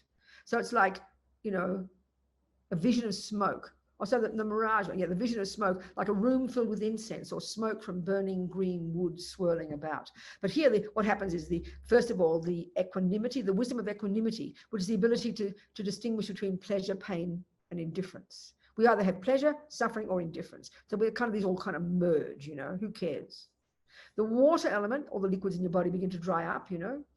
That's why when you wake up in the morning and you feel dry because the liquid energy hasn't come back in yet. And that's why when some people wake up out of a dream, very shocked, I've had that, and you can't move because your earth element hasn't come back yet. That's what a coma is. You're in a coma, but you can't, you know, your elements aren't coming back. A coma is like a dream, isn't it? Your ears start to go. There I am sitting to Rosanna, in front of Rosanna, and she's talking, and I just missed the last 20 seconds. This happens in teachings, and then Lama Zopa asked you a question, and you didn't hear it. That's because your eyes are beginning to go, your ears are beginning to go, your body's feeling heavy. You're sitting upright still, but very soon you'll be flopping over. You know, this is the process of sleeping, same as the death process. And then the subtle vision of smoke, like, as Rinpoche said, like a room filled with incense or smoke. And so the thing is, we meditate on this and try to practice thinking it. Hopefully when we do die, we can start to actually see it, you know. Now, by this point, this is just the second point. By this point, Rinpoche says, you know, your dying thoughts at this point activate the karmic seed. It's about this point, that grasping and the craving from the other explanation of the 12 links. This kicks in and the mind is very strongly fearful at this point. Extra strong, extra more fear. That's why to help the person navigate it, the fear will still be there, but if they're listening to prayers from their teacher, if they're hearing your voice saying soothing things, they can relax, you know. And it's at this point the karmic seed is triggered, which will program you for your next life. And in our case, we can deduce in whatever our past life was, we you know, must have died peacefully, because here we are, we've got the human body. And for the Buddha, getting a human body is like winning the lottery, you know. It's not the lottery, it's not luck, but it's so rare if you count. I mean, there's 7 billion mosquitoes in one evening under one tree in the hot summer somewhere, you know. So there's obviously it's more difficult to get a human body. It's clear. We take all the numbers of all the sentient beings, just seeing the animals to get other realms. So now, this is when, if, you know, and you can begin to see now, you can see a person who's dying and they're very frantic at this point and they're screaming or they're hallucinating. This is seeing very shocking things. You hear many stories like this. That's because a negative seed has been triggered and they're going to go to have a suffering rebirth. And they're beginning to see it happen, you know, so their mind is the opposite to blissful. This is why this is the period when you need to help them be peaceful and virtuous. So, you know, it's impossible. Yeah. Okay. So the next one is the vision of fire sparks. This is interplay of fire and air, isn't it? So this, in this case, the ability to discriminate many different things. So at this point, you've got no discrimination left. You can't distinguish one thing from another. You're really losing the plot. And you've got your beloveds on this side of the bed and your worst enemy on that side of the bed. You can't tell the difference. You just can't tell the difference. Your mind's becoming more and more constricted and less capable. Your nose consciousness ceases.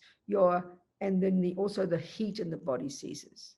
So this is interesting. At this point, the heat, if you feel your loved one's feet at this point, and their feet are cold and their head is toasty, that's a good sign. That means a virtuous karmic seed was triggered. If the heat leaves the head last, that's a good sign. If their feet are toasty and their head is cold, that's a problem, because that's an indication a negative karmic seed was triggered. So then this next one, the fire sparks, that's said all that. And then they have this vision of the fire sparks, which is like sparks that come when you burn dry grass, or like starlight, or like a sky filled with fireflies.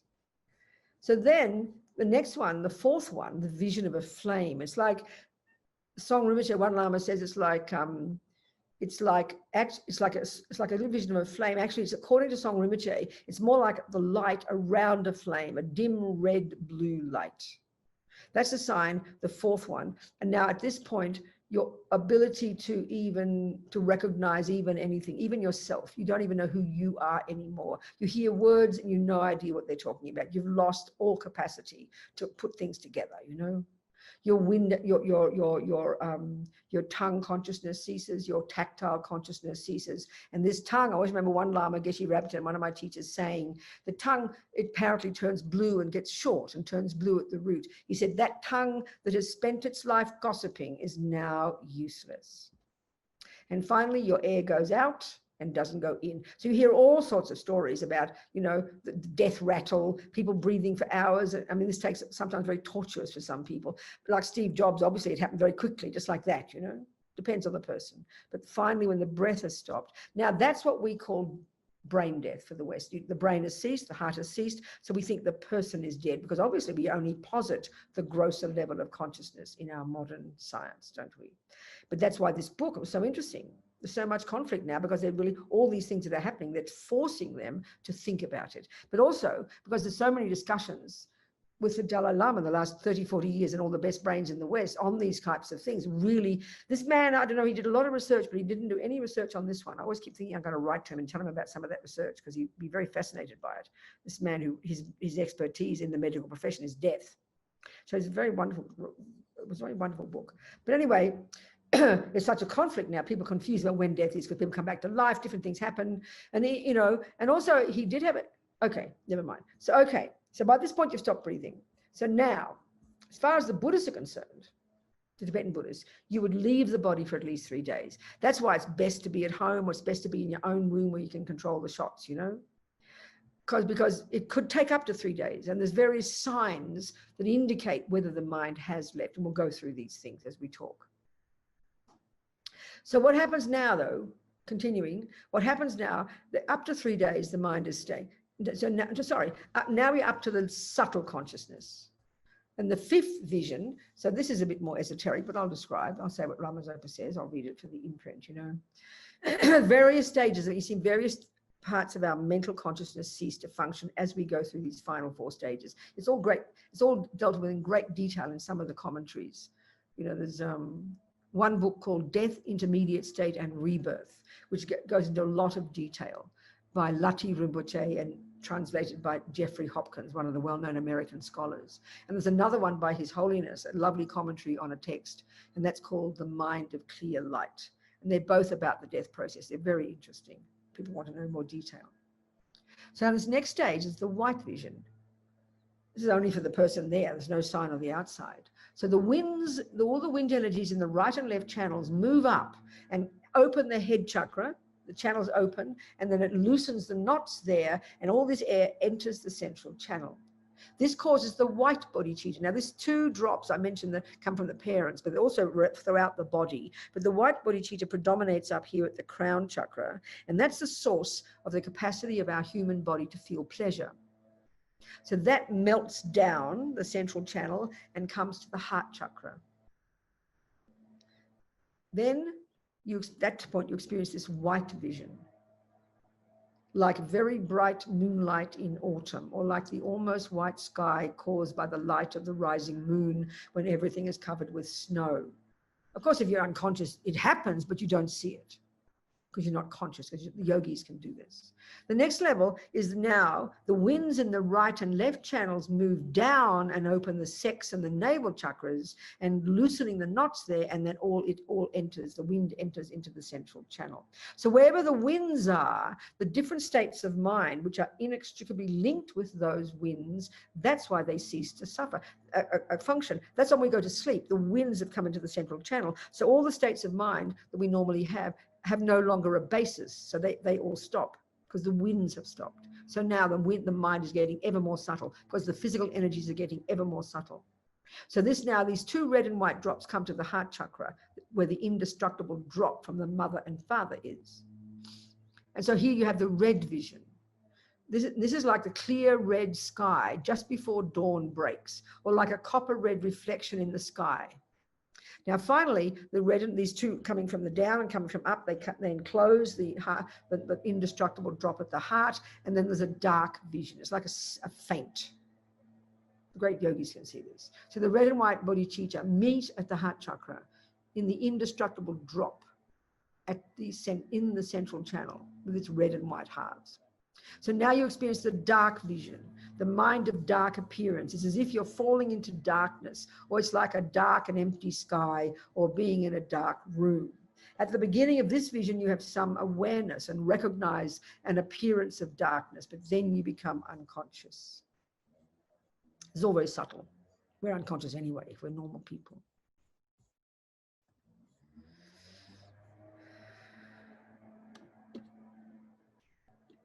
Hang on.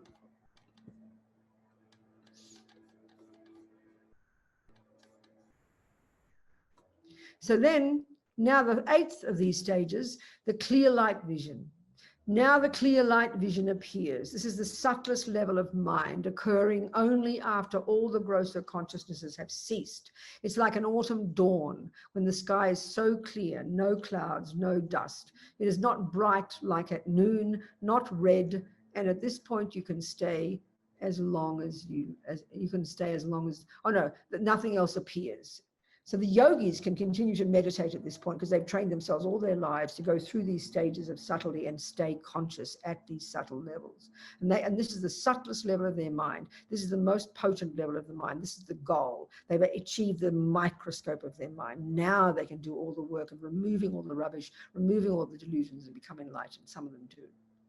But it sits there. But normally people, it hasn't left yet, but it just sits there for 3 days sometimes. And most of us are unconscious, have no idea what's going on. So now how the mind leaves the body at the time of death.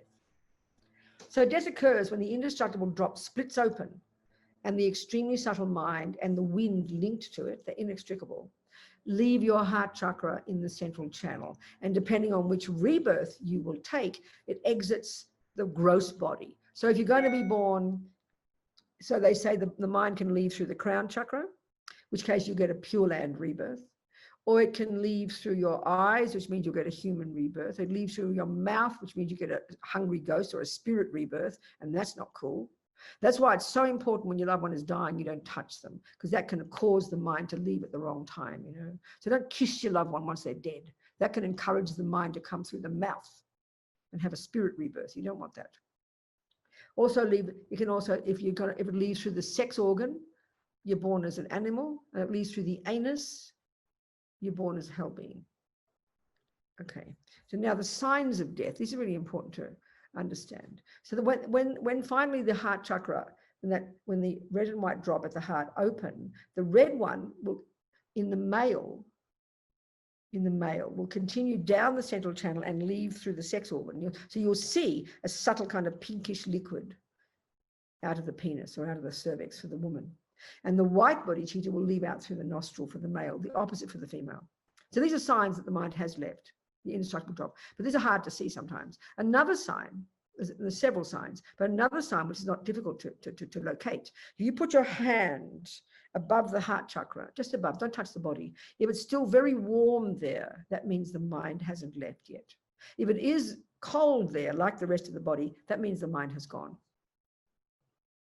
So now what happens is now, the second that red and white drop open and your subtle consciousness leaves, that's the end of this life. You're finished. And the next second you go through the 8 stages, and this is now you wake up in this intermediate state, which is a dream state. So of course it's hard to say where that is because there's no location. If you could like die in Melbourne, and your new mummy and daddy are in New York.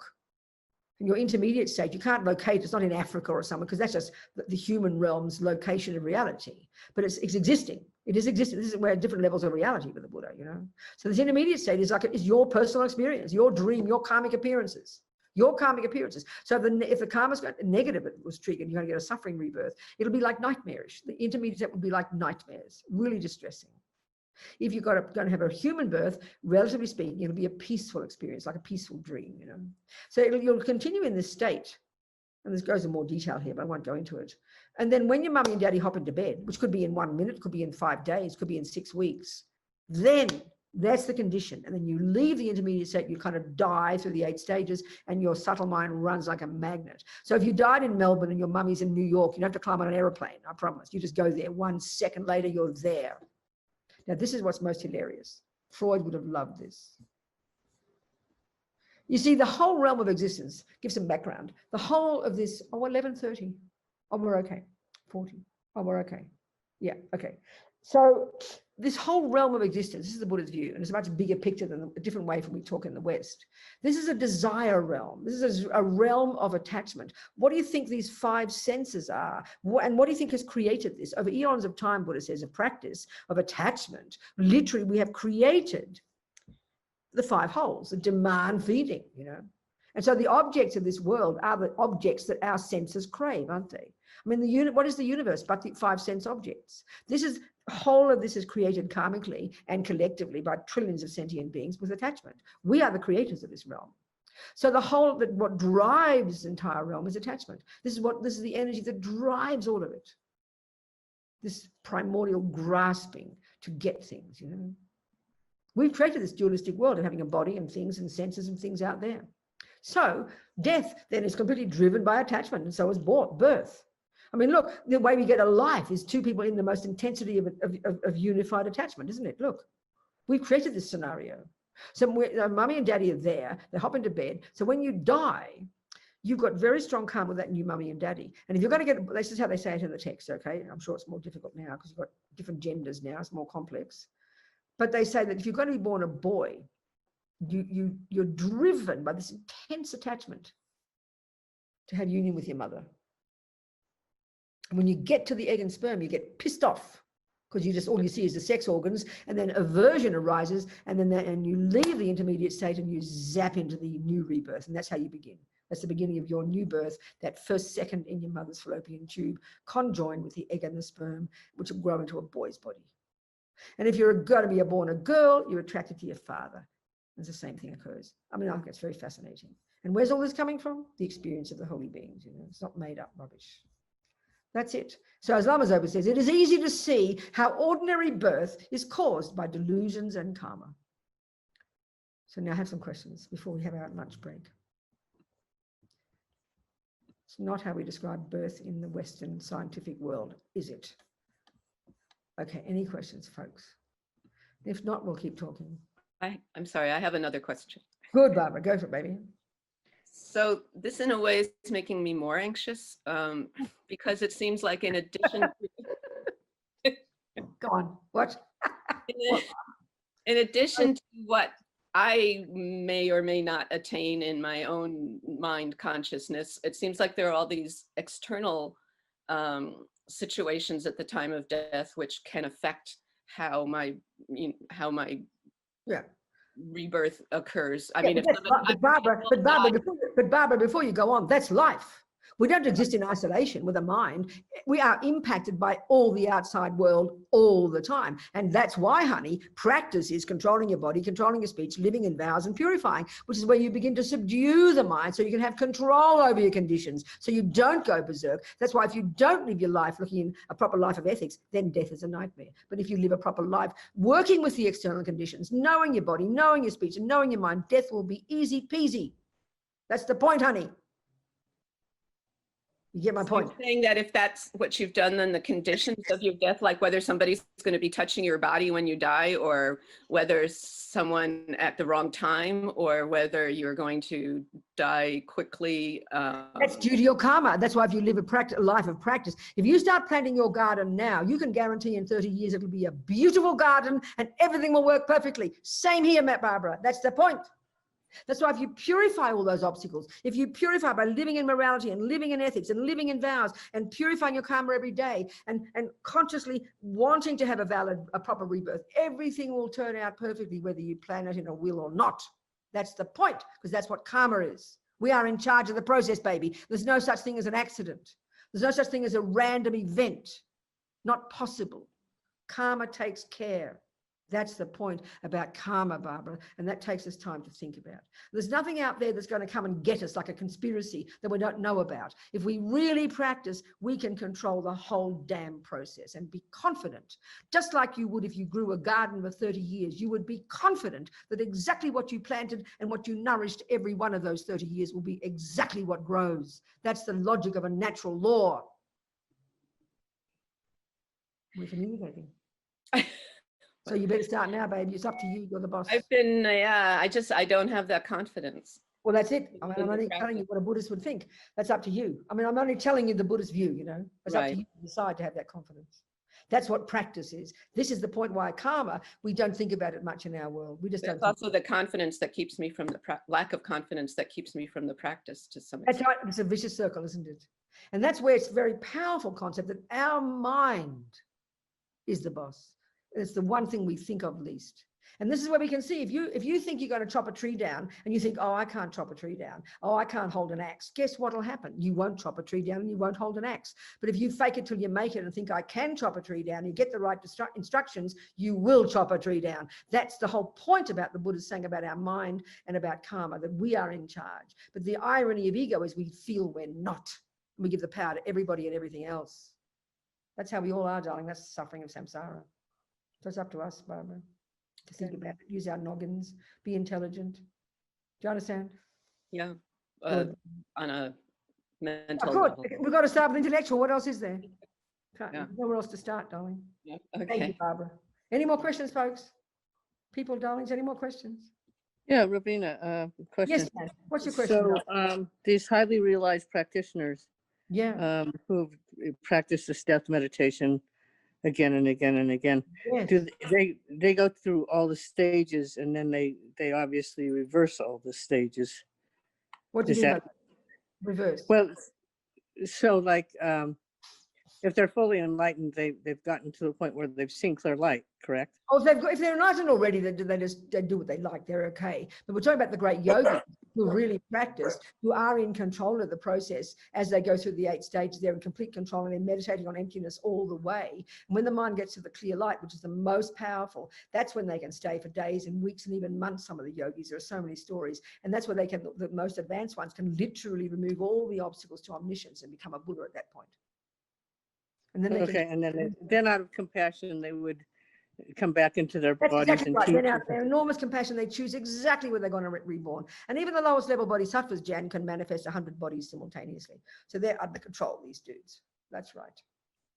Okay, so how do you explain like the reanimation and things like that What's that mean? that are occasionally observed? You know, when you think What's someone's that dead. mean? That means like we think they're dead, but and they have all signs of death, but then they come back to life. Oh, that one. Oh, that's because the gross, you get to the gross level, you stop breathing, which we think is death. You chuck them in the coffin, but their subtle mind hasn't left the body yet. So that means the karma to die hasn't come yet. And they stay there several days and they're still conscious, but they come back because the karma hasn't finished. That's how, that's all. The karma hasn't run out. The petrol tank hasn't run out. They've discovered the kind of, like the old fashioned Volkswagens, when you had a reserve tank, they suddenly discovered they've got a reserve tank. So they come back to life. It's just a joke, but because the karma hasn't run out. It's the length of their karma that determines when you die and when you whatever. So that they've stopped, gone to the gross. The gross level is temporary cease. They're like a deepest coma, no breath, but their mind hasn't left yet. So then the karma ripens and they come back again. Okay, well, That's why, from the Buddhist point of view, Jan, it's impossible to do what we think we do in the modern world, which is you've got a dead body and you're keeping it breathing and warm. As Lama Zopa says, if you're able to keep a body warm and toasty, that is the only reason is because subtle mind is still there. If the mind is not there, you could never get a dead body in a million years and make it come and make it breathe and be toasty. So by definition, the fact that it's the fact that the body can stay toasty and warm and the heart can breathe, the heart can beat and the breath can come. That's the sign there is the subtle mind there. So that's why, as Lama Zopa says in his book, the hospitals have to be careful because it's actually a living person. It's not a dead person at all. That's another discussion. Do you understand, Jen?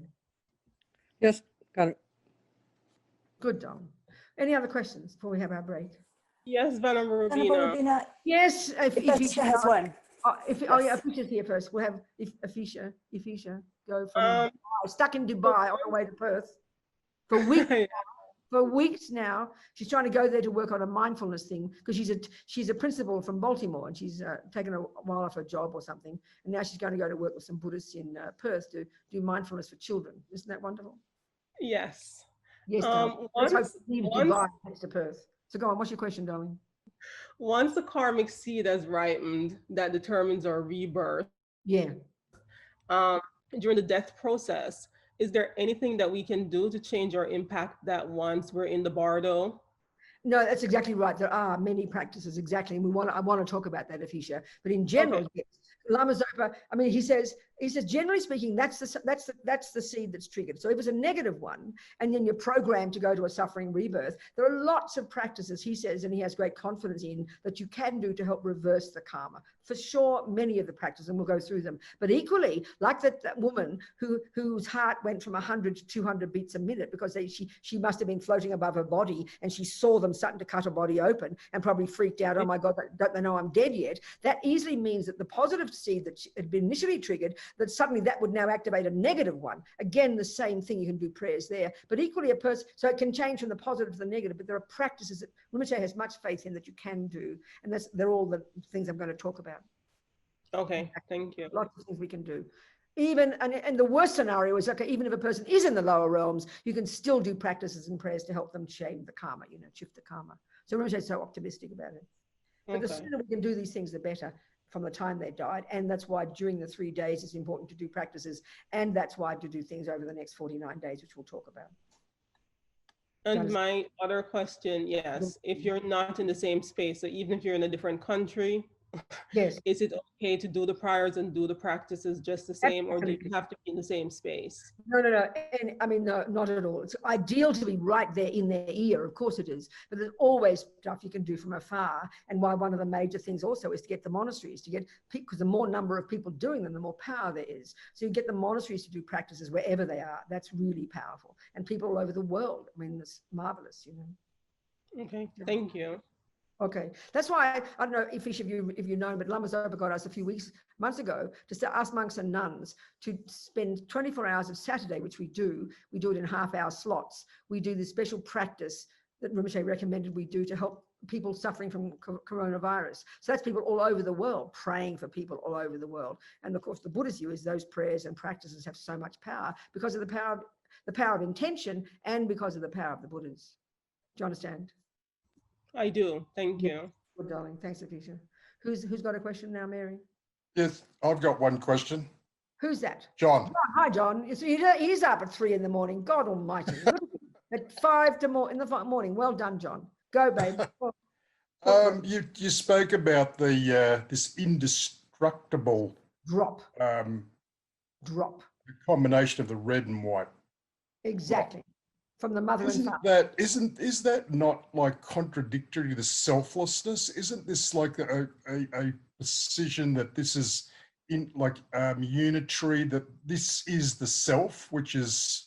No, that's an interesting question, John. No, let's be more precise. It's just the physical component, it's the subtle energy of the egg and the sperm of the mother and father. I mean, there's a subtle level of the egg and sperm. There's two subtle cells that have to be together, and that's the condition that is necessary in order for our mind to go there and to actually get a human body. You need those two subtle cells. They call them the red and white kundalini. It's only the physical. So that's what when your very subtle consciousness went to your mummy's fallopian tube at the second of conception, coming from the intermediate state, what it joined, of course it joined the egg and sperm, but to be more precise in the way they're describing, it joins this subtler level of physical energy, only physical, nothing else. So your very subtle consciousness conjoins with that very subtle red and white drop, and then they're the physical conditions, they're the two conditions that are necessary for you to now develop into John. So that's when your body, the fetus, starts in the womb. So it's not the self, it's just the physical condition that your very subtle consciousness conjoins with. Indeed, the egg and sperm as well, but it's a subtler level of the egg and sperm. And that's why it seems to me, John, good. That's why it's so interesting when you have all these, these cloned animals and things, and we thinking we're making animals, but we're not. What they've done is, and it's very fascinating, these yoga, I mean, they're all talking about this now, because this is typically the egg and the sperm, the cells coming from the egg and the sperm. But clearly with Dolly, that lamb or that sheep, she didn't come from any egg and sperm. She came from certain cells from the nucleus of something or other. So it would seem to me this red and white energy is in all the cells, because that's the energy. You've got to have this red and white energy conjoining with a very subtle mind. But clearly Dolly is a real sheep. So that very subtle consciousness, whoever, maybe it was the previous scientist who then got reborn in that because of his attachment, and he went to that two cells in the Petri dish, which came from different nucleuses of something or other, not from eggs and sperms, but that seems to be the condition that his mind conjoined with, and then he turned into Dolly the sheep. Do you understand what I'm saying? It's just my speculation there based on this model. It's kind of interesting. Thank you. And you even hear some stories, even in the text, apparently, even from the time of the Buddha, where you didn't even need both. The karma was so strong to get born there that you just got born. And even, I mean, there was a discussion I had with some of the lamas. One geshe said one thing, another geshe said another one. This is always what it is. They all have different debates, John, you know. And that was that some people's, this is why about the business of freezing embryos, why the big drama among the Christians and so on. Well, one of the geshes told me, he said, for sure, the condition you've got to have for it to be a real human being has to be, one, the consciousness, let's say John's consciousness from the past life, two, the subtle red and white drop from the two cells, but three, it needs the womb. So that would imply that the ones in the petri dish, even though they look like they're fertilized, there's no consciousness there yet. It's only when those fertilized embryos, or whatever they're called, fertilized things, go into the womb, that's when the consciousness goes there. But another geshe said, no, the consciousness can go there in the petri dish. So they're all having these discussions. Who knows? So if it is in the petri dish, then when you put it down the toilet, you are killing a human being. And if it's not in the petri dish, then you can chuck them in the bin. It doesn't matter. So it depends on, so they're all discussing these things now because of science being so clever, you know. It's very interesting. So who else? Let's have a break. You want to have a break? Venerable Robina, I have Yes. a question. Who's I? Which I is it? Barbara, Hello, Barbara. Talk to me. hi, yes, I am new to Buddhism. Yes, this must be very weird for you then. It's very overwhelming. Of course it is. And I feel a little bit like the other Barbara in that I don't have the confidence. Of course. I understand that, and that's normal for all of us, darling.